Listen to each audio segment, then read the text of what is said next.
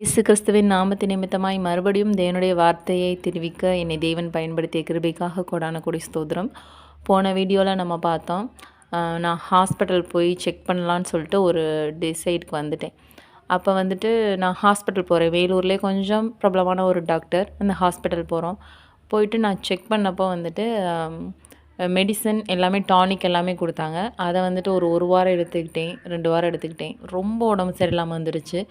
அப்போ நான் திரும்பவும் என்ன செய்ய ஆரம்பிச்சிட்டேன், திருப்பி ஹாஸ்பிட்டல் போகையில் நீங்கள் ஸ்கேன் ரிப்போர்ட் ஒன்று எடுத்துருங்க, அதை பார்த்தா தான் தெளிவாக என்ன செய்யுது அப்படின்னு நாங்கள் சொல்ல முடியும் அப்படி சொல்லிட்டாங்க. நான் வந்துட்டு சரி ஓகே ஸ்கேன் எடுப்போம் அப்படி சொல்லிட்டு ஸ்கேன் எடுத்துகிட்டு அதோட ரிப்போர்ட்டை வந்துட்டு கொண்டுட்டு வந்து டாக்டர்கிட்ட கொடுத்தா அவர் சொல்லிட்டாரு, உங்களோட கிட்னி வந்துட்டு 7 லாட்ஜ்மெண்ட் இருக்குது, 9 லாட்ஜ்மெண்ட்டுக்கு அதச்சிருக்கு, வீங்கியிருக்கு, வீங்கி ஃபுல்லாக அலர்ஜியாக இருக்குது, புண்ணாகி உதிச்சிருக்கு அப்படி சொல்லிட்டாங்க.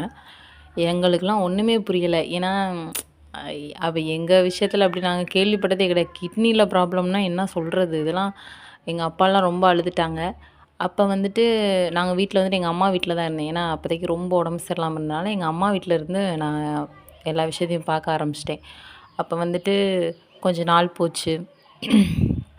என்னால் இந்த வலியோ வேதனையும் என்னால் தாங்க முடியலை. அப்போ எனக்கு இருந்த ப்ராப்ளம்ஸ் நிறையா. எனக்கு வந்து கரெக்டாக எத்தனையோ சிம்டம்ஸ் இருந்துச்சு. அது எல்லாத்தையும் நான் சொல்கிறேன் உங்களுக்கு. எனக்கு என்னென்ன செஞ்சு